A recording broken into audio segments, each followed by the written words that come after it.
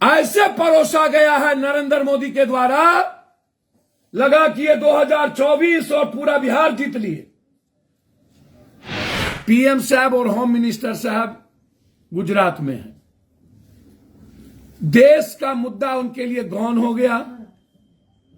जब आप इतना काम कर रहे थे तो आपको गुजरात में घरे घर जाने की जरूरत क्या पड़ी? और ऐसा कौन सा मुद्दा था पीएम साहब? ना हिंदू मुसलमान, ना मंदिर मस्जिद, पुल टूटा, ना आपके मीटिंग में भीड़ थी, ना कोई क्रिएशन था, और आप उसको 156 पूरी सिस्टम, पूरी चीजों को हैक कर ईडी, आईटी, सीबीआई से पूरा सिस्टम को डराकर आपने आदिवासी के विधायक का किडनैप किया, हमला किया। देखिए आपको मिल रहा है। आप गुजरात के बारे में कह रहे हैं कि हमने चुनाव, मोदी जी ने चुनाव जीत लिया, मोदी के नाम पर हमने चुनाव जीता। पहले मैं 2-3 बात आपसे कहना चाहता हूं, खास तौर पर भाजपा, आरएसएस और मीडिया के गठबंधन के साथ जो गठबंधन है भाजपा का, उस पर मेरा कहना यह है कि मैं भाजपा के और नरेंद्र मोदी जी से और मीडिया से जानना चाहता हूं कि एक व्यक्ति 27 सालों से गुजरात में मुख्यमंत्री था और 9 सालों से प्राइम मिनिस्टर है। एक पुल खत्म होने के बाद 3 दिन लगता है वहां जाने में, 33 करोड़ रुपया वो खर्च करते हैं सिर्फ प्रधानमंत्री को ले जाने में। बंगाल जाते हैं तो कहते हैं कि ममता दीदी का पुल टूट गया, भगवान भी साथ नहीं है। तो जिस भगवान का नाम ये लेते हैं, भगवान के नाम पर वोट बटोरते हैं, तो क्या गुजरात के पुल टूटने के बाद भगवान इनको साथ दे दिया? ममता दीदी का साथ नहीं था। एक दूसरी चीज, 27 साल और 9 साल पीएम और सीएम रहने के बाद एक बात हमको सीधा बता दीजिए, 56 इंच की सीना जो प्रेस वाला लिखता है, ए भैया 22 करोड़, हमको बहुत क्लियर समझिए, 22 दिनों से एम्स का साइबर हैकर ने हैक कर लिया।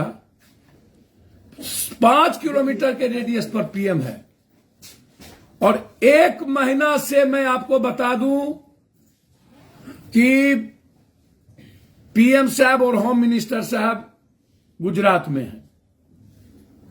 देश का मुद्दा उनके लिए गौन हो गया। जब आप इतना काम कर रहे थे तो आपको गुजरात में घरे घर जाने की जरूरत क्या पड़ी? और ऐसा कौन सा मुद्दा था पीएम साहब? ना हिंदू मुसलमान, ना मंदिर मस्जिद, पुल टूटा, ना आपके मीटिंग में भीड़ थी, ना कोई क्रिएशन था, और आप उसको 156 पूरी सिस्टम, पूरी चीजों को हैक कर ईडी, आईटी, सीबीआई से पूरा सिस्टम को डराकर आपने आदिवासी के विधायक का किडनैप किया, हमला किया। देखिए आपको मिल रहा है। आप गुजरात के बारे में कह रहे हैं कि हमने चुनाव, मोदी जी ने चुनाव जीत लिया, मोदी के नाम पर हमने चुनाव जीता। हम यह जानना चाहेंगे, हिमाचल में मोदी जी 22 बार गए, राष्ट्रीय अध्यक्ष का घर, नड्डा जी का घर हिमाचल है, राष्ट्रीय अध्यक्ष अमित शाह जी कई बार गए। देश को आप यह बताइए, कांग्रेस, यदि राहुल गांधी जी गए होते 1 बार भी, 2 बार भी, और मजबूती से कांग्रेस लड़ ली होती, मैं आपको दिल से कहता हूं 60 सीट कांग्रेस वहां लाती। जिस जिद के साथ कांग्रेस लड़ी थी अगले बार, उस जिद के साथ कांग्रेस यदि गुजरात में लड़ती, अरविंद केजरीवाल ये सब कोई मुद्दा नहीं है। दुनिया को पता है कि अरविंद केजरीवाल जी आरएसएस की और बीजेपी की बी टीम कंप्लीट। हिमाचल से भागे, उत्तराखंड से भागे, गुजरात से भागे, ऐसे जितने बड़े बड़े लोग हैं। प्रशांत किशोर जी कह रहे थे कि कांग्रेस तो कहीं नहीं जीतेगी, हिमाचल भी जमाना जब्त हो जाएगा। जितने ओपन बोलते थे, अरविंद केजरीवाल तो सरकार बना लिए।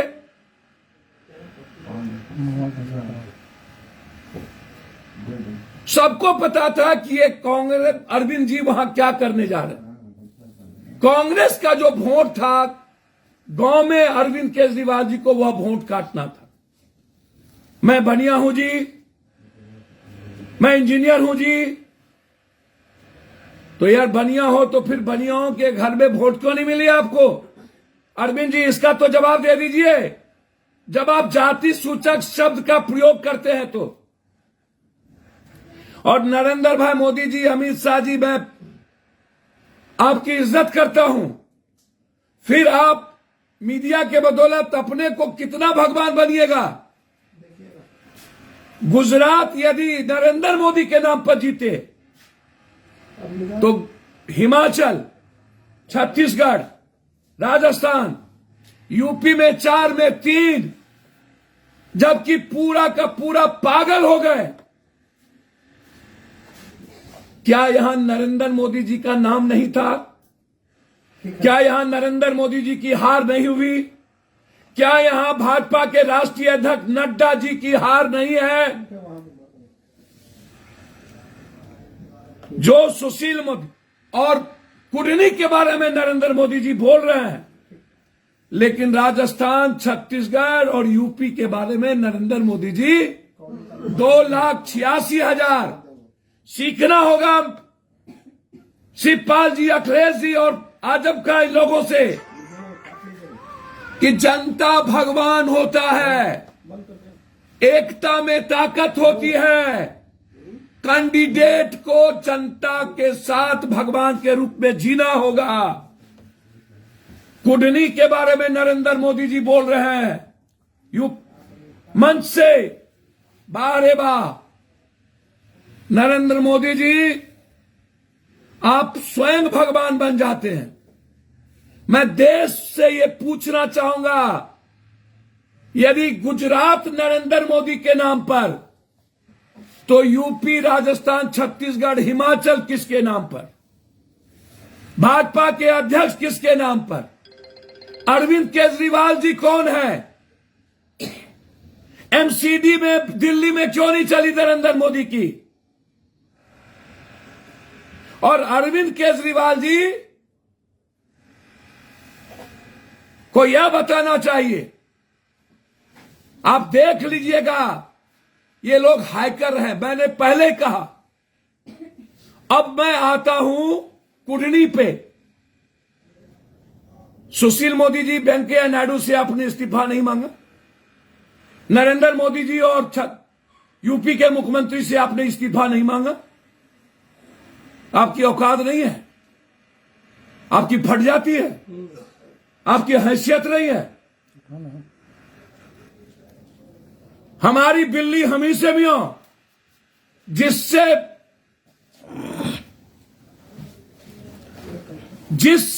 सुशील मोदी की पहचान बनी। ये नीतीश कुमार जी, हम उपेंद्र भाई और सब लोगों से कहेंगे, सिर्फ सोच और चीजों में बदलने की नहीं है, काम करने के तरीके में परिवर्तन करने की जरूरत है, प्रैक्टिकल होने की जरूरत है। वहां नीतीश जी और गठबंधन चुनाव नहीं जी हारा है, वहां चुनाव हारा है मनोज कुशवाहा। 1 साल पहले जब जदयू का वहां पर,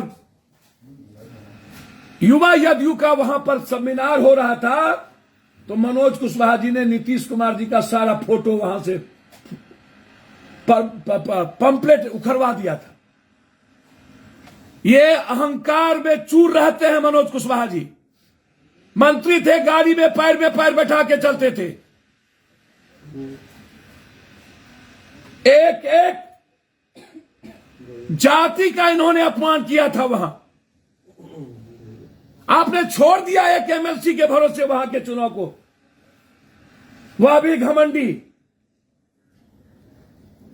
दिनेश बाबू के सहारे वहां का चुनाव नहीं छोड़ा जा सकता था। और मैं महागठबंधन के नेता जो डिप्टी सीएम उनसे भी आग्रह करूंगा, हम लोगों को आत्ममंथन और आत्मचिंतन करने की जरूरत है।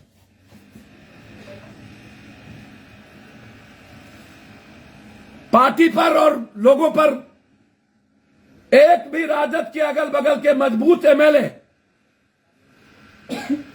जो जुनून के साथ खड़ा होना चाहिए, मनोज कुशवाहा के आचरण और उनके व्यवहार के चलते खड़े नहीं हो पाए।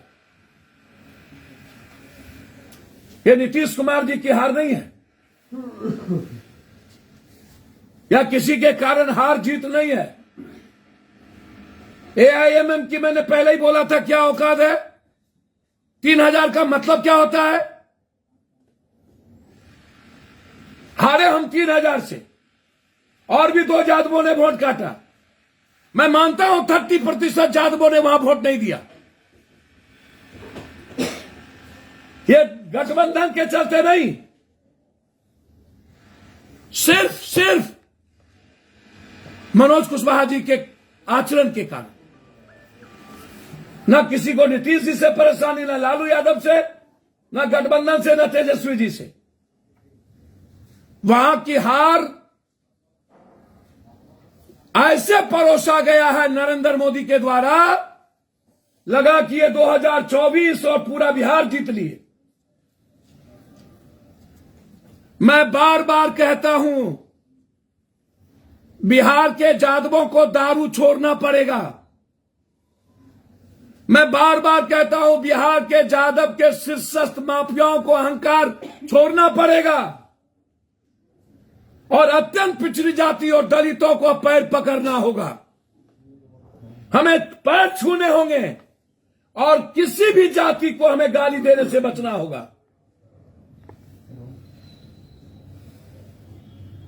पहले जो 2-3 वर्गों के खिलाफ समाज के दलित और गरीब होते थे, उसमें एक वर्ग में हम भी शामिल हो गए। ये हार नीतीश जी या गठबंधन की नहीं, ये हार छोटे छोटे अहंकार के कारण भी है। ये हार कुछ मेरे पॉलिसी के कारण भी है। और उस पॉलिसी में मैं मानता हूं, मैं हाथ जोड़कर गठबंधन के नेता मुख्यमंत्री जी से आग्रह 2 बात की करूंगा। अभी तत्काल एक, हम रोजगार देने की बात करते हैं, दूसरी तरफ रोजगार हम छीन लेते हैं। एक तरफ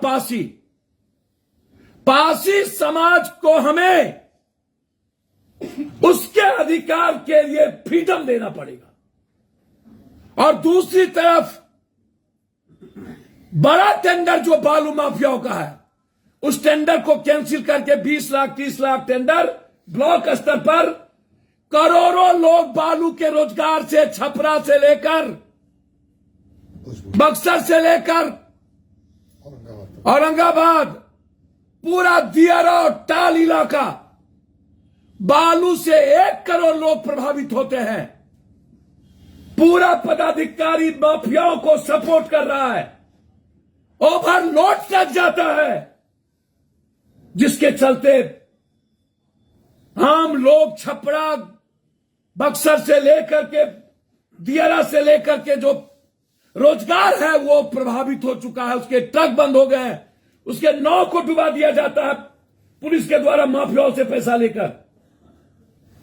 जब तक हम बालू माफियाओं को अपने मंत्रालय से, पदाधिकारियों के कोठी से बाहर नहीं करेंगे, तब तक नदी के किनारे जिस जाति का वोट बालू से प्रभावित है, आपको हृदय से वोट देने के लिए तैयार नहीं होगा। हमें आवाज देनी होगी पासी समाज के लिए। हम रोजगार सिर्फ बोले नहीं, हमें रोजगार देने की बात कर रही हो। हमें प्रैक्टिकल अप्रोच लेना होगा, हमें काम करने में विश्वास करने होंगे, और जनता को भगवान मानना पड़ेगा, जनता से मिलना पड़ेगा। एक भी लोग जनता से बिहार में नहीं मिलते हैं। अपराधियों को सर चढ़ के बोलते हैं। अरे भाई एक उदाहरण दे रहा हूं, 47 56 जितना हो अनंत सिंह जी को, लेकिन वो जनता के लिए एक गिलास में पानी लेकर के खड़ा रहता है। ये कैरेक्टर है उस आदमी का। गलत है तो गलत है वो, लेकिन एक गिलास पानी लेके जनता के लिए भगवान के तरह पैर छूता है वो आदमी। हमें वैसे कैंडिडेट को टिकट देने होंगे जो जनता को भगवान समझता है। हमें अहंकारियों को टिकट देने से रोकना होगा। ये लड़ाई महागठबंधन की हार नहीं है। होली और दिवाली, हैरी गहरी कना रवे गदगोजर, निर्लजता का पार, सीमा पार कर चुका है बीजेपी। सबसे बड़ा आइकॉन जिसको अपना मुख्यमंत्री आइकॉन मानता है, बुलडोजर अपराधी, सपा ने 3 सीट जीती है। सपा पर अखिलेश के नेतृत्व पर गर्व करने की जरूरत है, वहां के गठबंधन पर गर्व करने की जरूरत है। और अंत में मैं आज भी कहता हूं, ऊंट बैठ भी जाए तो गधा से ऊंचा होता है। नीतीश कुमार बीजेपी के किसी लीडरशिप से बहुत ऊपर है। नरेंद्र मोदी पीएम हो या गुजरात में हिपोटाइज करके जीत ले, हार तय है। आने वाले समय में तेलंगाना और कर्नाटक की जीत चुनाव है, पता चल जाएगा कांग्रेस और राहुल गांधी की हवा में कहां ये जाते हैं। चिंता मत करिए, नीतीश कुमार का इमेज, उसका परसेप्शन नरेंद्र मोदी से कई करोड़ अरब गुना ज्यादा है। आज भी, चाहे वो सेकुलर के रूप में हो, चाहे नफरत नहीं करने के रूप में हो, चाहे विकास के सवाल पर हो, बहुत क्लियर है। ये नीतीश कुमार से इस्तीफा लेने के पहले मोदी जी आपको राष्ट्रीय अध्यक्ष नड्डा और यूपी के मुख्यमंत्री और अमित शाह जी से इस्तीफा लेने मांगना चाहिए। आप थेथरोलॉजी मत करिए। आप शुरू से थेथरोलॉजी में विश्वास करते हैं और हम प्रैक्टिकल चीजों में। हमारी गलती है कि हमने जनता को भगवान नहीं मानते, आई कनेक्ट नहीं करते। हम ट्विटर पर और जाति के गठबंधन से कुछ नहीं होगा जनता को भगवान मानने से। और मनोज कुशवाहा जी जैसे व्यक्ति को टिकट, आप नीतीश कुमार को गाली भी दीजिएगा, पोस्टर भी फाड़िएगा और अन्य जाति को गाली भी दीजिएगा और वोट भी लीजिएगा, ये संभव नहीं है, न था न होगा। धन्यवाद। यानी आप मान रहे हैं कि आप मान रहे हैं पप्पू जी कि ऊंट बैठ गया है, यानी चलने लायक नहीं है अब। मैंने कहा ऊंट बैठ भी जाए तो गधा से ऊंचा है। जो अपने मियां मिट्ठू बनते हैं, अपने पिछवाड़े क्यों नहीं देखते कि हिमाचल, छत्तीसगढ़, राजस्थान, यूपी 2.5 लाख से ऊपर चुनाव जीते हैं। आरएलडी, सपा, कुर्णी पर हमें थोड़ा सा संशोधन की जरूरत है। बिहार में 3 बाई इलेक्शन है, जिसमें 2 पर बीजेपी ने कब्जा जमाया। महागठबंधन का जो फैक्टर है वो नहीं चल पाया क्योंकि अनंत सिंह का एरिया था, उन्होंने जीत लिया। सर मैं बार बार गठबंधन की जीत कहां हुई थी? सर मैं बार बार आपको कह रहा हूं, महागठबंधन में हमें अहंकार को त्यागना होगा, हमें एक साथ चलना होगा। सपा एक साथ चली, अहंकार को त्यागा, जनता को भगवान माना। मैनपुरी के कैंडिडेट, आरएलडी के नेता अखिलेश और शिवपाल ने, तो जनता खड़ी हो गई। हमें काम करने से ज्यादा रोजगार छीन रहे उस पर, और हमारी पॉलिसी। और सही कहा आपने, अनंत सिंह थे तो चुनाव जीते हैं, यह मैं स्वीकार करता हूं।